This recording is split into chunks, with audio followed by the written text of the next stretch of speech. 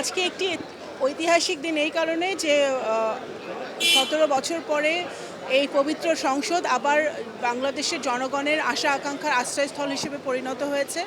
আমরা সরকারি দল, বিরোধী দল সকল দল মিলে সংসদকে একটি কার্যকর সংসদ হিসেবে পরিণত করা হবে এবং আজকের দিনটি ঐতিহাসিক এই কারণে যে আজকে একটি জনগণের ম্যান্ডেট নিয়ে সরকারি দল এবং বিরোধী দল প্রকৃত পক্ষে ফ্রি অ্যান্ড ফেয়ার ভোটের মাধ্যমে আজকে সংসদে এসেছে এবং এই সংসদ আমরা আশা করি নতুন বাংলাদেশ গড়ার ক্ষেত্রে এই সংসদ সকল সিদ্ধান্তের কেন্দ্রবিন্দু হিসেবে পরিণত হবে। এতে রাষ্ট্রপতির ভাষণে পররাষ্ট্রনীতি নিয়ে যেটা কথা হয়েছে যে পররাষ্ট্রনীতি কিন্তু সবার আগে বাংলাদেশকে প্রাধান্য দেওয়া হবে, তো বাংলাদেশের পররাষ্ট্রনীতির জায়গাটা এবার কীভাবে মূল্যায়ন করবেন রাষ্ট্রপতির ভাষণে?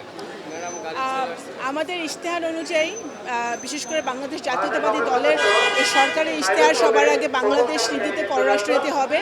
আমরা সকলের সাথে সম্পর্ক রাখবো, সুসম্পর্ক রাখবো, আমাদের নিজেদের স্বার্থ রক্ষা করে, বাংলাদেশের স্বার্থ রক্ষা করে সম অধিকার নিয়ে কথা বলবো, সম্মান নিয়ে সকলের সাথে সমান সম্পর্ক রাখবো। কারোর সাথেই কোনো একক সম্পর্ক আমাদের হবে না, সকল দেশের সাথে আমাদের সম্পর্ক থাকবে।